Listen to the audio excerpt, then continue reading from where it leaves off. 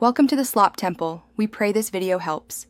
In this video, I will show you how to delete a YouTube video. Whether you're tidying up your channel, removing outdated content, or simply made a mistake, knowing how to remove a video is a crucial skill for any creator. We'll go over the straightforward steps to ensure your channel reflects exactly what you want it to. Get ready to take control of your content and manage your uploads with confidence. First things first, you'll need to sign into YouTube Studio. This is your central hub for managing all your channel's content. Once you're logged in, look for the Content tab on the left side of your screen. Clicking this will bring up a comprehensive list of every video you've ever uploaded, making it easy to find the specific one you wish to manage. Now let's get to the deletion itself.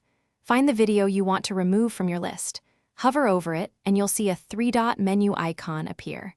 Click on this and a drop-down will give you several options.